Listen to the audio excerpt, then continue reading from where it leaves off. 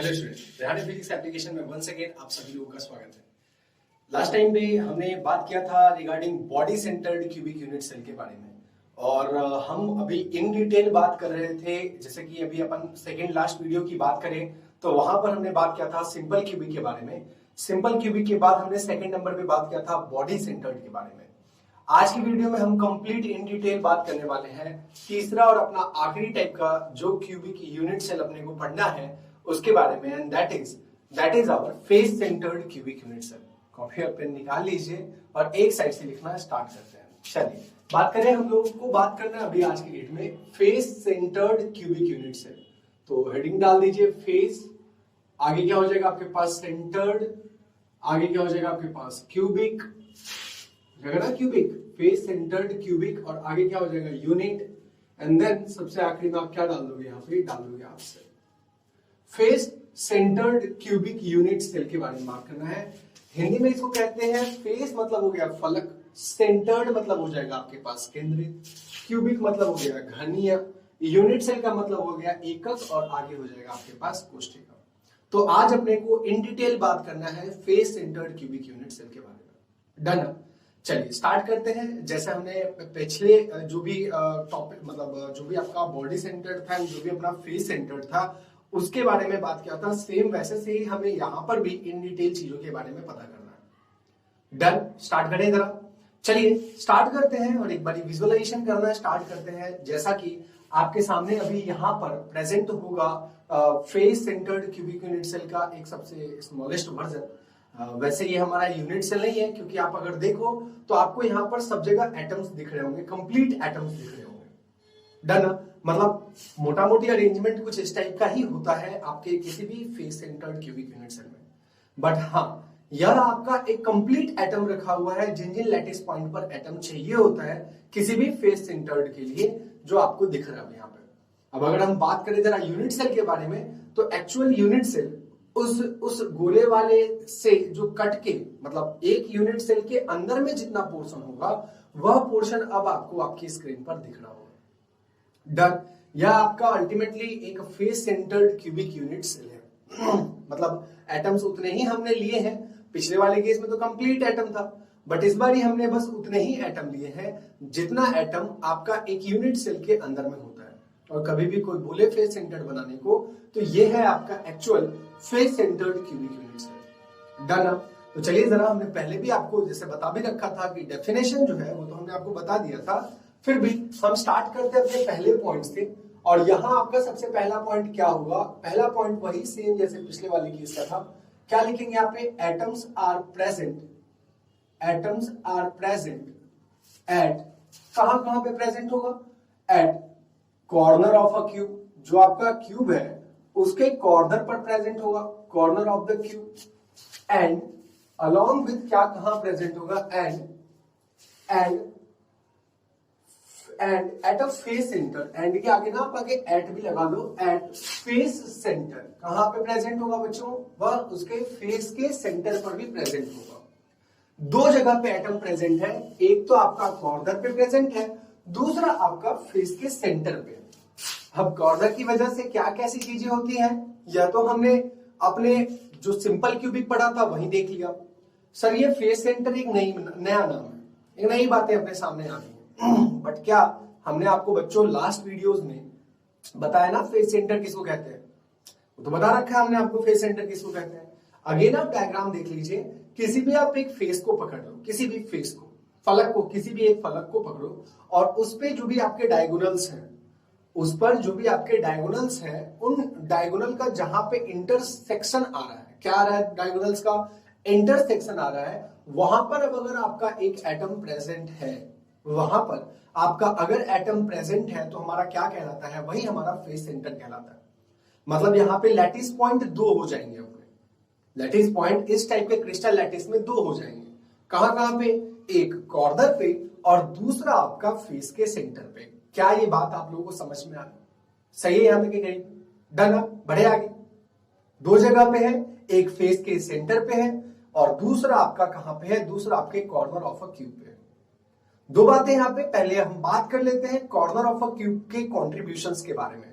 जैसा कि आपने सिंपल क्यूबिक में भी देखा था कि किसी भी एक कॉर्नर की वजह से, किसी भी एक कॉर्नर की वजह से जो कंट्रीब्यूशन होता है वह कितना होता है, अभी तक की करीब में आपको याद भी हो गया होगा, वह आपका होता है 1/8। कितना होता है? 1/8। याद आ रहा है ना? वही 1/2, एक का आधा, आधे का फिर आधा एंड फिर उसका भी आधा ही कंट्रीब्यूशन होता है किसी भी एक कोने की वजह से। किसी भी एक कोने की वजह से कंट्रीब्यूशन एक यूनिट सेल में कितना होता है? आपका होता है 1/8। टोटल कोना कितना हो गया? 8 सर। तो टोटल कंट्रीब्यूशन कोने की वजह से कितना आ जाएगा? आपका 1। क्या ये बात समझ में आ रहा है? सही है। चलिए बात करते जरा जो एटम्स फेस के सेंटर पे रखे हैं उसकी वजह से कंट्रीब्यूशन कितना होगा। जो एटम फेस के सेंटर पे रखे हैं उसकी वजह से कंट्रीब्यूशन कितना होगा। आप बहुत आराम से पहले तो यहां पर सही आप समझने की कोशिश कीजिए, फिर तो हम आपको एनिमेशन में दिखा भी देंगे कि हाँ यार वो तो उतना ही होना चाहिए। डन। आए जरा बात करते हैं हम यहाँ पे, जैसे मान लीजिए फेस का सेंटर कैसे होगा। जैसे मान लो कि ये बोर्ड आपका एक फेस है ना, तो अब आपके इस बोर्ड का जो डायगोनल होगा इधर से और एक कहां से आएगा आपके पास, इधर आएगा। लेट से मान लो इस पॉइंट पर दोनों के दोनों डायगोनल्स इंटरसेक्ट कर रहे हैं। अब जो भी पॉइंट पर इंटरसेक्ट कर रहा है उसको सेंटर मानते हुए आपको क्या करना है, वहां पर एक एटम को प्लेस कर देना है। वहां पे क्या करना है आपको? वहां पे आपको एटम को प्लेस कर देना है। डन। यहां तक बात समझ में आ रही? अब यहां पर जब आप एटम प्लेस करोगे, अब लेट से मान लो ये जिस रूम में अपन पढ़ रहे हैं ये रूम अपना क्या हो जाएगा? एक यूनिट हो जाएगा। इस रूम के बगल में जो एक और आपका रूम होगा वो आपका दूसरा यूनिट हो जाएगा ना? सही है यहां तक? कोई भी अगर आप एटम किसी भी फेस को सेंटर मानते हुए अगर आप यहाँ पे एटम प्लेस करते हो तो इसका बताना जरा, क्या आधा पोर्शन कहां होगा इसके अंदर में और आधा पोर्शन कहां होगा? आधा पोर्शन जस्ट इसके बगल वाले रूम में हो। फिर से सुन लीजिए, अगर आपने फेस के डायगोनल के इंटरसेक्शन पॉइंट को अगर आपने सेंटर माना है, आपने क्या माना है? उसको सेंटर माना है। उसको सेंटर मानते हुए आप जब कभी भी एक एटम ड्रॉ करते हो, क्या करते हो? जब कभी भी आप एक एटम ड्रॉ करते हो तो उसका हाफ पोर्शन कहां हो जाएगा? इस वाले रूम में। और नेक्स्ट हाफ पोर्शन कौन से वाले रूम में हो जाएगा? जस्ट बगल वाले रूम में ही तो होगा। क्या ये बात समझ में आ रही? सही है यहां तक? डन। तो आप बताएं जरा, एक यूनिट में कितना कंट्रीब्यूशन होगा? आधा पोर्शन इधर और आधा पोर्शन बगल वाले में, तो एक में कंट्रीब्यूशन किसी भी एक फेस के सेंटर पर रखे हुए एटम की वजह से कितना होता है? आपका आंसर आ रहा होगा हाफ सर होगा। कितना होगा भैया? हाफ होगा। और टोटल ऐसे ऐसे फेसेस कितने हैं सर? ऐसे ऐसे फेसेस 6। अब अगर ऐसे जैसे फेसेस 6 हैं, एक का कंट्रीब्यूशन अगर आधा हो रहा है तो आधा गुना कितना करना पड़ेगा? 6। सेम उसी तरह कि एक कोने का कंट्रीब्यूशन कितना होता है? 1/8। और कितना कोना होता है आपके पास? 8। दोनों को गुना करेंगे, आपका आंसर कितना आता था लास्ट केस में? 1। क्या ये बात आप लोगों को समझ में आ रहा है? सही है। आए बात करते हैं जरा यहां पर इफेक्टिव नंबर ऑफ एटम्स, क्योंकि अगला जस्ट पॉइंट हमने सभी वीडियोस में, सभी यूनिट सेल में इसी के बारे में बात किया था। क्या? Effective number of atoms, effective number of atoms present inside a. अब देखिए इसको शॉर्टकट वे में तो हमने आपको पहले भी बताया, क्या बोलते हैं? एफसीसी बोलते हैं। एफसीसी लैटिस मतलब face centred cubic unit cell के अंदर में आपका कितना आपका effective number of atom present होता है उसकी बात अपन कर रहे हैं। तो दो जगह है। पहले चलिए बात करते हैं, पहला कितना हो जाएगा बताएं? पहला हो जाएगा कंट्रीब्यूशन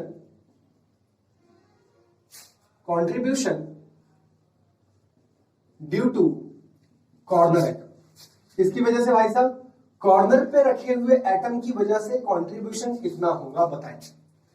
सही है। कॉर्नर की वजह से ये तो सबको पता है। कितना हो जाएगा आपका? 1/8 और इनटू कितना हो जाएगा? 8। आंसर कितना आ जाएगा सर? 1। डन। सही है। आए बात करें सेकेंड वाले के बारे में। किसकी वजह से भैया? कंट्रीब्यूशन ड्यू टू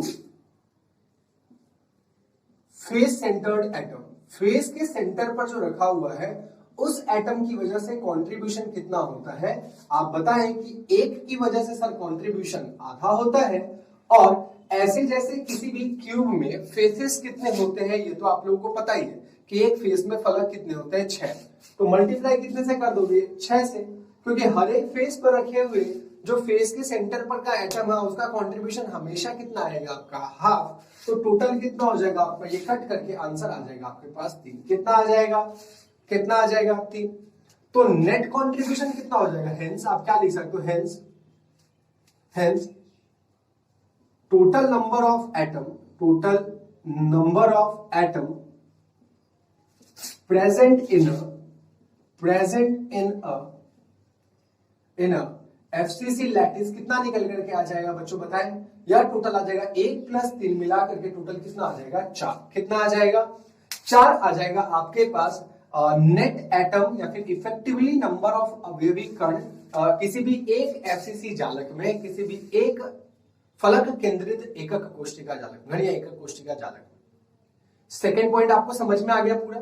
आप एट द लास्ट ये भी देख सकते हो, डायग्राम अगर आप देख रहे होगे कटे वाला, मतलब ये एक यूनिट सेल का जो डायग्राम हमने आपको पहले भी दिखाया था और अभी भी आप देख रहे हो, इसमें आप देख रहे होगे ना जो फेस पर रखा हुआ एटम है वो जस्ट आपको सर्कल टाइप का दिख रहा होगा, सेमी सर्कल, मतलब एक हेमिस्फीयर टाइप का दिख रहा होगा, अर्धगोला, जिसका हाफ पार्ट तो होगा उस यूनिट सेल के अंदर में और हाफ पार्ट बाहर में होगा। बट अपने को बाहर वाले से तो मतलब ही नहीं रखना है, अपने को मतलब किससे रखना है, एक एकक कोशिका के अंदर पाए जाने वाले आपके जो भी अवयवी कण है उसी से अपने को मतलब रखना है। क्या ये बात सबको समझ में बहुत अच्छे तरीके से आ रहा है? क्या हमने अवयवी कण के बारे में पता लगा लिया कि एक यूनिट सेल में कितने आपके अवयवी कण होते हैं? डन, यहां तक बढ़िया। आगे आए अगले पॉइंट के बारे में बात करते हैं। और जैसा हमने पहले भी बताया था कि जस्ट इसके बाद अपने को क्या निकालना होता है, जस्ट इसके बाद अपने को निकालना होता है relationship between what, between a and what and r. किसके किसके बीच में, ए और आर के बीच में क्या रिलेशंस है, इसके बारे में अपने को बात करना है। सोचिए क्या होगा ए और आर के बीच में रिलेशन। आप साफ इस बार फिर से एकक कोशिका को देख करके बता सकते हो कि सर इस बार भी तो सर a बराबर 2r नहीं होगा, वो बीच के गैप्स आपको साफ दिख रहे होंगे। जैसा सिंपल क्यूबिक में तो आपने बोल दिया था a बराबर 2r। याद करना है बॉडी सेंटर्ड के बारे में, तो आपने एक बॉडी डायगोनल पकड़ा था, आपने क्या पकड़ा था, बॉडी डायगोनल पकड़ा था और उस पर आपने बोल दिया था 4r और इज इक्वल्स टू क्या बोला था आपने, बॉडी डायगोनल का लेंथ कितना होता है बच्चों, √3 है, जो कि हमने कल डिराइव किया था, करा था ना। तो आपका क्या हो जाएगा, आपका निकल करके आ जाता था वहां पे रिलेशन 4r इक्वल्स टू √3। यहां पर वह सबसे निविड़ संकुलित जो ज्यामिति है वो कौन सा वाला होगा, जो सबसे क्लोजेस्ट पैकिंग होगा वह कौन सा वाला होगा बताएं। अब यहाँ तो बॉडी के सेंटर पर एटम रखा ही नहीं है, यहाँ किसके सेंटर पे एटम रखा है, सही है, यहाँ किसके सेंटर पे एटम रखा है, हाँ आपके फेस के सेंटर पे रखा है। तो आपको क्या करना है, कोई भी एक फेस उठा लो और उसी फेस पर जो तीनों के तीनों एटम है, जैसा आप डायग्राम में देख रहे होगे, वही आपका सबसे क्लोजेस्ट पैकिंग होगा ना। और उसी रिलेशन को आप यूज कर सकते हो। आप देख रहे होगे टोटल कितने एटम्स यहाँ पर है भाई, 3 एटम प्रेजेंट है। डन, जिसमें से बीच वाले का तो जो फेस के सेंटर पे रखा है उसका आपने कितना ले लेना है, उसका आपने ले लेना है 2r ले लेना ना। और एक जो सबसे टॉप कॉर्नर वाला होगा उसका r, और सबसे बॉटम कॉर्नर वाला होगा उसका क्या ले लोगे, अगेन आप कितना ले लोगे, r। बात समझ में आ रहा है? तो टोटल तो इधर से आ गया 4r।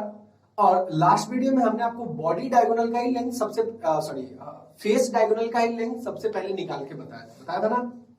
फेस डायगोनल से तो हम उठते हुए कहां पहुंचे थे, बॉडी के डायगोनल पे पहुंचे हुए थे। आप क्लास नोट्स देखिए, हमने सबसे पहले फेस डायगोनल निकाला था, फिर से पाइथागोरस लगा करके बॉडी डायगोनल निकाला था और वहां उसको भी हाईलाइट करवाया था, बोला था कि इसका रिलेशन अपन आज के डेट के लिए यूज करेंगे। क्या ये बात समझ में आ रहा है?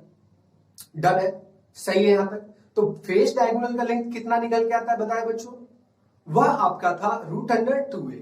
√2a कैसे आ रहा है, एक बार फिर से ऊपर से समझो कि आप मान लो लेट से कि एक कोई साइड उसका लेंथ कितना a, एक दूसरा साइड उसका भी लेंथ कितना a है ना। तो आपका जो फेस का डायगोनल निकलेगा वो कैसे निकालोगे, अंडर रूट में सर एक साइड का स्क्वायर प्लस में दूसरे साइड का स्क्वायर, मतलब a² प्लस में a² मिला करके √2a² आएगा, जिसको आप खोलोगे तो कितना बचेगा, √2a। कितना बचेगा, √2a। तो क्या ये डायग्राम देखने के बाद आपको यह रिलेशन, तो आप यही लिख लो कितना निकल करके आ रहा है, आपका निकल करके आ रहा होगा 4r और इज इक्वल्स टू कितना निकल के आ रहा होगा, √2a। कितना निकल के आ रहा है, 4r और is equals to √2a। Done, यहां तक सही है, यहां तक कोई दिक्कत नहीं। आए जरा सबसे सेकंड लास्ट पॉइंट के बारे में बात करें। यह अपना अगला पॉइंट बनता है आपका कोऑर्डिनेशन नंबर। क्या? उप सह संयोजन संख्या। कितना बता रहे हैं हम आपको? उप सह संयोजन संख्या। डन। तो कोऑर्डिनेशन नंबर की भी बात कर लेते हैं। ऐसे एनसीईआरटी में तो इसके बारे में बात नहीं किया, बट हाँ कोऑर्डिनेशन नंबर टॉपिक जरूर बोला है। और उनने किसी दूसरे चीज के कोऑर्डिनेशन नंबर पे सवाल उठाए। जब हम लैटिस को क्रिएट करना स्टार्ट करते हैं, एक एक एटम प्लेस करते करते, हम भी बात करेंगे एक एक एटम प्लेस करते हुए कितने सारे अलग अलग टाइप के आप लैटिस बना सकते हो। हम खुद से सिंपल क्यूबिक बॉडी सेंटर्ड और फेस सेंटर्ड बनाना सीखेंगे, खुद से बनाना सीखेंगे, आप परेशान मत। डन यहां तक? सही है। तो आप क्या कर लोगे, आप ये काम कर लीजिए कि आपको एक बार के लिए जो भी कोऑर्डिनेशन नंबर है उसकी बात यहां पर भी कर लेते हैं, क्योंकि जेईई वगैरह के एग्जाम में आपसे बराबर पूछा जा चुका है और पूछा जा भी सकता है किसी दूसरी भाषा में। सेम टू सेम तो क्वेश्चन नहीं आएगा ना, सही है ना? तो अपन उसके लिए भी तैयार हो लेते हैं, क्योंकि ये चैप्टर बड़ा आसान सा है। तो जितना हो सकता है हम सभी थ्योरीज को कवर करते हुए यहाँ पे चल रहे। डन, बढ़े आगे, बात करें आगे। चलिए जरा बात करते हैं रिगार्डिंग कोऑर्डिनेशन नंबर के बारे में। कोऑर्डिनेशन नंबर कितना होगा यहाँ पे? तो देखिए बच्चों, इसका इमेजिनेशन तो आपके लिए थोड़ा मुश्किल हो जाएगा। क्या हो जाएगा? मुश्किल हो जाएगा। और बॉडी सेंटर्ड वाले वीडियो में हमने आपको बताया था कि कोई भी आप एक का, फिर से ध्यान से सुने, कोई भी आप एक का निकाल के रख लो, क्या कोऑर्डिनेशन नंबर, तो किसी दूसरी जगह पे अगर एटम प्रेजेंट है तो उसका भी सेम वही कोऑर्डिनेशन नंबर होगा जो कि किसी पहले वाले का था। याद आ रहा है ना? हमने आपको फेस बॉडी सेंटर्ड के केस में चीजें हल्की थी, तो हमने आपको डायग्राम बना करके भी दिखा दिया था कैसे से कोऑर्डिनेशन नंबर आप निकाल सकते हो। बट अगर आप बात करते हो फेस सेंटर्ड का, तो इसका थोड़ा ट्रिकी है कि आप दोनों प्लेसेस का निकाल के बता लगाओ कि भैया कितना इसका कोऑर्डिनेशन नंबर आ रहा है। तो हम आपको बस सिंपल जानकारी के लिए बता दें, कोऑर्डिनेशन नंबर आपका निकल करके आता है इस वाले के केस में 12। कितना निकल करके आता है? 12 निकल करके आता है, ये आपको ध्यान रखना है। सही है यहां तक के करीब? तो आप क्या बोलेंगे, कोऑर्डिनेशन नंबर इस केस में कितना निकल करके आ रहा है? आपका निकल करके आ रहा है 12। फिर दिमाग में आता होगा कि इसका कितने डिस्टेंस पर, वो भी आप बता दो, क्योंकि लास्ट दोनों वाले के केस में आपने डिस्टेंस बताया था। तो बच्चों इस वाले के केस में जो आपका डिस्टेंस निकल करके आता है वह आपका निकल करके आता है a/√2। कितना? a/√2। यह सबसे क्लोजेस्ट डिस्टेंस होगा जहां पर पहला एटम आपको क्या कर रहा होगा, उस एटम को टच कर रहा होगा। ये चीज आप बड़े आराम से समझ भी सकते हैं कि सर यही डिस्टेंस क्यों हो रहा है। कोई भी आप एक फेस को पकड़ लो, क्या करना है आपने को, कोई भी एक फेस को पकड़ना है और फेस पर एटम्स आपके कैसे से रखे होंगे, ये रहा आपका, इस तरीके से तीनों के तीनों एटम्स प्लेस्ड होंगे। सही है। यही तो सबसे पहला एटम है जो कि टच कर रहा है। बताएं, यही तो आपका सबसे पहला एटम है जो कि उसको क्या कर रहा होगा, जो कि उसको टच कर रहा होगा। और अगर हम किसी भी फेस के डायगोनल की बात करें, ध्यान से सुने, किसी भी फेस के डायगोनल के लेंथ की बात करें तो कितना निकल करके आता है फेस के डायगोनल का लेंथ? जैसे अभी थोड़ी देर पहले हमने आपको बताया भी कि निकल के आता है आपका √2। कितना निकल करके आता है? √2। आए जरा इसका हाफ करें, कितना करना आपने को, इसका हाफ करना है। अगर आप √2a का हाफ करोगे तो कितना बनेगा बताएं जरा? √2a और अपॉन में कितना लिखोगे आप? लिखोगे 2, लिखेंगे ना? सही है तक? चलिए अब अगर हम इसको सॉल्व करें तो आप लोग बचपन से ये चीज सुनते आ रहे होंगे कि जब आपका √x और इनटू √x होता है तो वह किसके इक्वल हो जाता है? आपके x के इक्वल हो जाता है। चिंता मत करो, आप ऐसी चीजों को आप कॉपी के अपने टॉप पे भी लिख सकते हो। वो चीजें किसी बायो वाले को समझने में थोड़ी दिक्कत होगी, मैथ्स वाले के लिए तो ये बट हैबिचुएटेड, अभी तक आंसर उनका आ भी गया हो।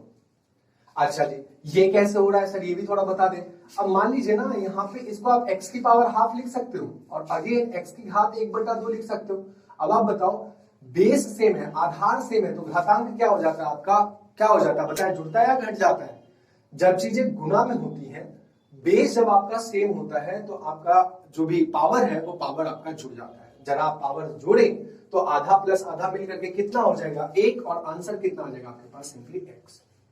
सर अब ये वाली बात आप यहाँ पे क्यों बता रहे हैं? सिंपल सी बात है, अगर आपको ये लाना है तो आप क्या करोगे, √2a को भाग कर दो ना आप √2 और इंटू √2 से, क्योंकि 2 बार √2 मिलेगा तो आपका कितना बन जाएगा? आपका 2 बन जाएगा ना? तो एक √2 से एक आपका √2 कटेगा एंड फाइनल आंसर आपके पास आ जाएगा a/√2। कितना आ जाएगा? a/√2। क्या ये बात समझ में आ रहा है? डन। यही तो सबसे क्लोजेस्ट पैकिंग है जहां पे एटम प्रेजेंट है। और एक बार अगर आपका आ गया तो दूसरा वाले का भी आप जैसे, चूंकि यहाँ पर दो अलग अलग एटम है बताएं हम आपको, एक तो जो फेस के सेंटर पे रखा है, दूसरा आपका कहां रखा होगा, किसी भी कॉर्नर पे। दोनों का कोऑर्डिनेशन नंबर आपका सेम ही होगा, चाहे वो आप फेस के सेंटर की बात करें, चाहे वो आप कॉर्नर की बात करें। डन।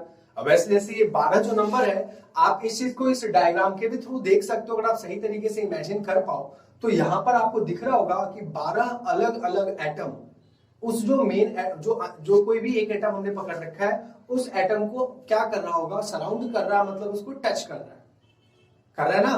तो आप यहां से इस बात को अगर पिक्चोरियली ध्यान रख सकते हैं तो उसको आप ध्यान भी रखें, या नहीं तो की तो आपको यह वैल्यूज आपको ध्यान रखना पड़ेगा, क्योंकि एग्जाम पॉइंट ऑफ व्यू से ये वैल्यूज बहुत इंपॉर्टेंट है। सॉलिड स्टेट की बात करते हैं। डन। तो हमने आपको और क्या बता दिया, कोऑर्डिनेशन नंबर के भी बारे में बता दिया, जो कि कितना आता है, 12 आता है, और कितने डिस्टेंस पर आता है, a/√2 डिस्टेंस पर आता है। और यह a/√2 आ कैसे से रहा है, वह आपको साफ वहां वाले तरीके से समझ में आ रहा होगा कि पहला जो एटम टच कर रहा होगा वो यही होगा। ये कौन सा एटम है, फेस के सेंटर पर रखा हुआ एटम है। ये कौन सा एटम है, जो कॉर्नर पे रखा हुआ एटम है। और ये कौन सा एटम है, जो कि अगेन एक कॉर्नर पे रखा हुआ एटम है। क्या ये बात आप लोगों को समझ में आ रही है? सही है यहां तक? बढ़े आगे है ना। चलिए सबसे लास्ट अपने कंसेप्ट के बारे में बात करना है, और वह क्या अपने पास, वह है अपना पैकिंग इफिशियंसी। क्या है अपना पैकिंग इफिशियंसी।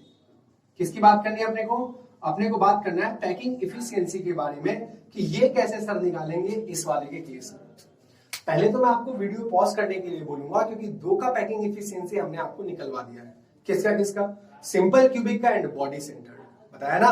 अब आप एक काम कीजिए, अगेन आप इसका पैकिंग इफिशियंसी निकाल के बताइए, और सेम जरूरत पड़ने पर आप इस रिलेशन को यूज कीजिए और आंसर बताएं कि कितना आ रहा है। बिल्कुल कर सकते हो, सेम उसी तरीके से करना है जैसा आपने लास्ट वीडियो में बॉडी सेंटर के लिए एंड सेकेंड लास्ट वीडियो में आपने फेस सेंटर के लिए किया था।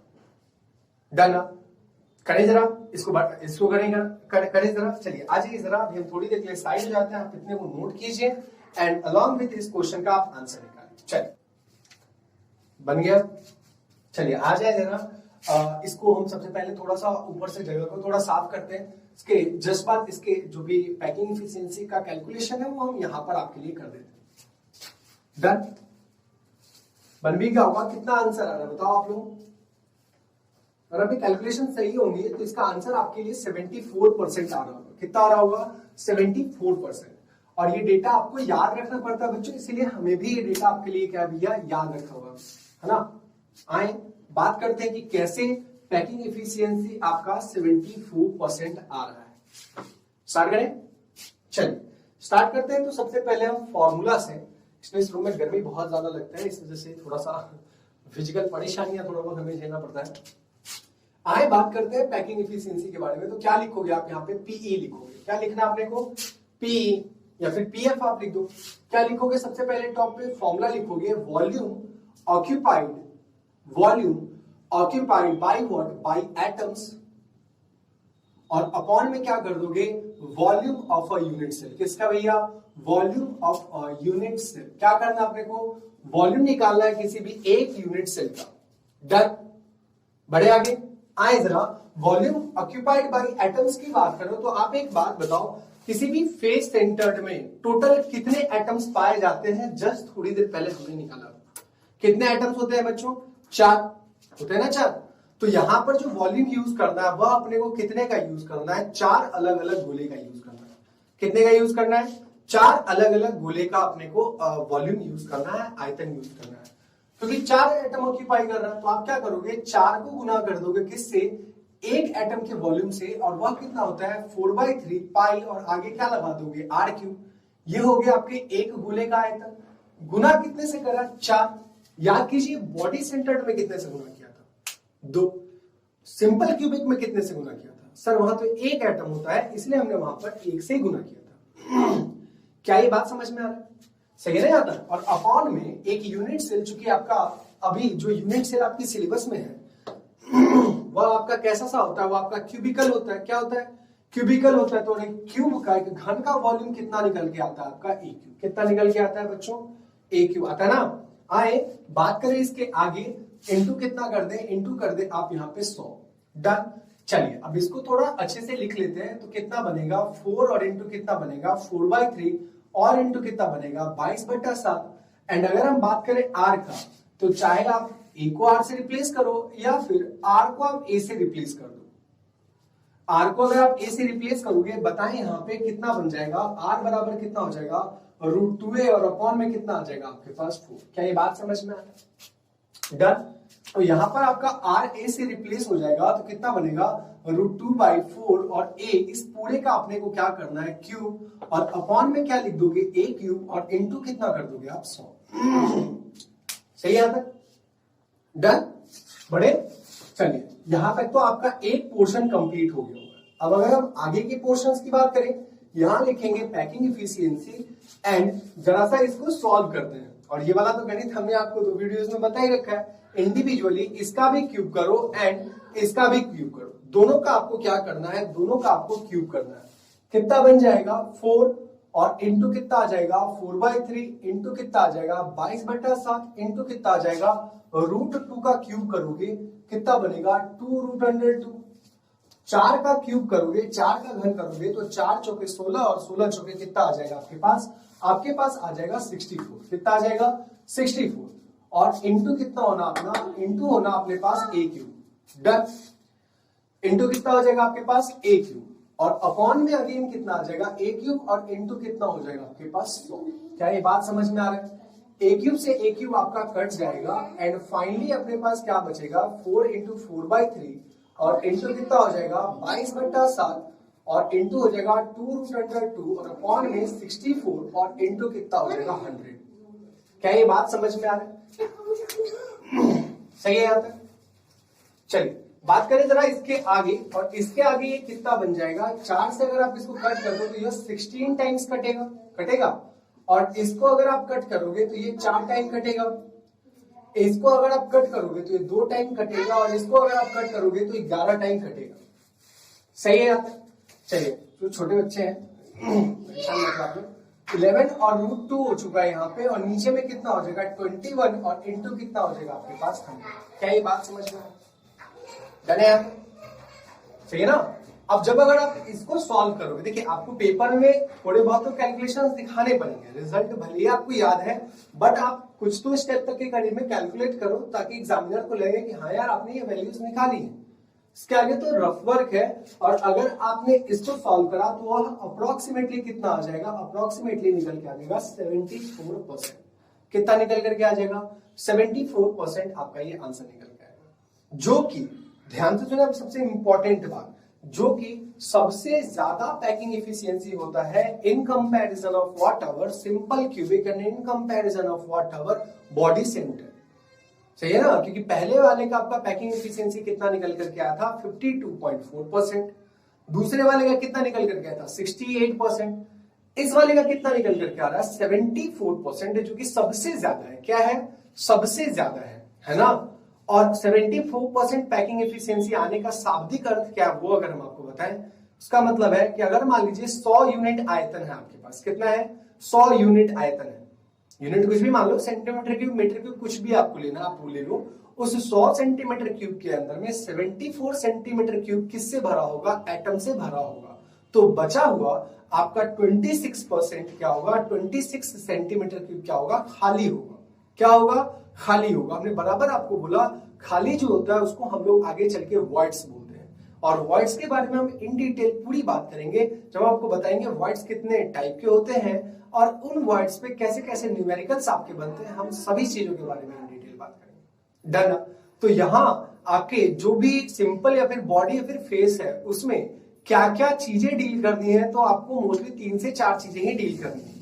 पहले तो समझना है कि किसको कहते हैं, दूसरा आपको क्या निकालना है, इफेक्टिव नंबर ऑफ एटम्स निकालना है, इफेक्टिव नंबर ऑफ पार्टिकल्स निकालना है कि एक यूनिट सेल में कितना होता है। तीसरा आपको क्या निकालना है, तीसरा आपको रिलेशन निकालना है ए और आर के बीच में, जो रिलेशंस आपसे कभी भी डायरेक्टली पूछा जा सकता है या नहीं तो पैकिंग एफिशिएंसी निकलवा करके उस रिलेशन का यूज लाया जा सकता है। क्या ये बात समझ में आ रहा है? फिर एक और टर्म है आपके पास कोऑर्डिनेशन नंबर। कोऑर्डिनेशन नंबर भी आपसे पूछ सकता है। वैसे से ये टॉपिक एनसीईआरटी में नहीं दे रखा है रिगार्डिंग कोऑर्डिनेशन नंबर। बात समझ में आ रहा है? बट कोऑर्डिनेशन नंबर चूंकि पढ़ाया है इनमें, तो किसी भी समय पर क्वेश्चन बनने के लिए हो जाता है। किसको कहते हैं, मतलब कितना होगा कोऑर्डिनेशन नंबर सिंपल क्यूबिक में, बॉडी सेंटर्ड में एंड फेस सेंटर्ड में। डन, सही है। सबसे लास्ट में हमने क्या निकालना सीखा? पैकिंग एफिशिएंसी निकालना सीखा।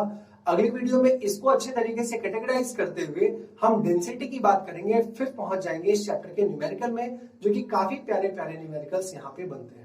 डन, वहां जरूरत पड़ेगा आपके 11th क्लास का पहला chapter, and that is what, that is our मूल कॉन्सेप्ट, मोस्ट इंपॉर्टेंट। अभी समझ लेते हैं मूल कॉन्सेप्ट की जो वो सबसे इंपॉर्टेंट मूल मंत्र है।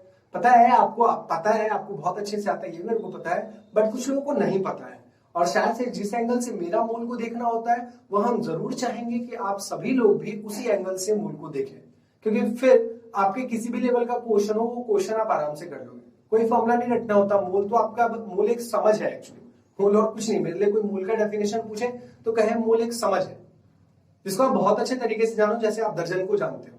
डन, सारी बातें करेंगे अपन अगली वीडियो में। आज की वीडियो के लिए इतना काफी है, एंड हमने सारी बातें बता दी आपको, जितनी बातें मेरे को पता थी रिगार्डिंग आपके जो सिंपल क्यूबिक और फेस सेंटर्ड या बॉडी सेंटर्ड में है बोर्ड लेवल पे। अगेन हम आपको बता दें, चीजें बोर्ड लेवल पे जा रही हैं, बट हाँ कुछ का काम की चीजें हैं, वो भी हम आपको यहाँ पे बता दें। डन, एक आध सवाल और यहाँ पे बनता है, बट वो जेई के लेवल का बनता है, वो आपके काम में बिल्कुल नहीं आएगा। कोई मतलब नहीं अभी उसके बारे में बात करने का। डन, चलिए तो फिर आज की वीडियो के लिए इतना काफी है। Thank you. एक बार इसको आप नोट कर लीजिए।